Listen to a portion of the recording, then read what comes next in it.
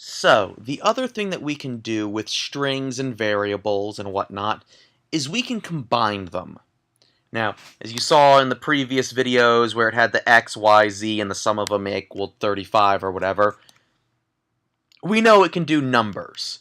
But we can also essentially add strings together. We can add these keyboard strokes together. And I'll show you how. So I'm just going to make a couple of variables here. I don't know, I'll name this, my string 1 equals I do not like green eggs and ham. There we go. And that'll be my string. And then my string 2 will be I do not like them, Sam, I am. So now I have two different strings here, and I can just simply print, actually let me lowercase that, print, and I will print my string 1, comma, my string 2. And it will, in theory, when I hit execute, put both of these together. Running in JDoodle, I do not like green eggs and ham, I do not like them, Sam, I am. So as you see, it took this guy, which was right here, and this guy, which is right there, and it put them together. It essentially added both strings together simply by using a comma.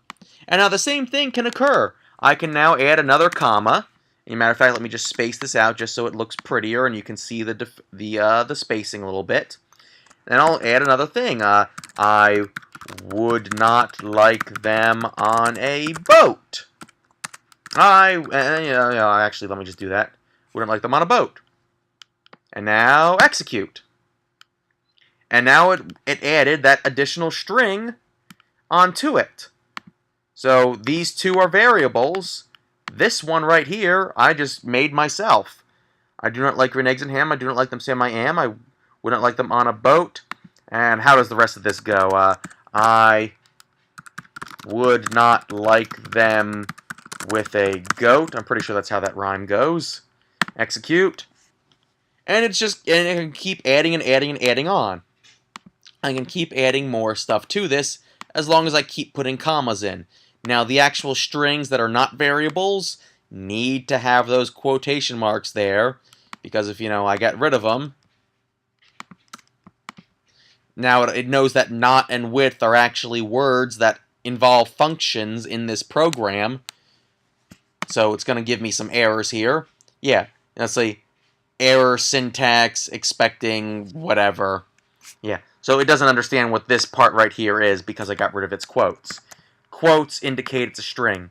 Now you notice, if I also execute this as well, because I didn't put the ending quote in, it's going, when do I end? It thinks this parentheses is part of the string. Because see, if I have it outside of it, see how this one is a red parentheses, this one's a black parentheses? If I execute this, see it has that little parentheses right there because it's inside the quotation mark. I delete that one, execute again, the parentheses is gone. So yeah, remember, always end and finish your strings. You start and finish your strings, begin it and end it. And of course we can add these as much as we want. Now then, we've made some strings, we've made variables that are strings, we've added some variables together and some strings together.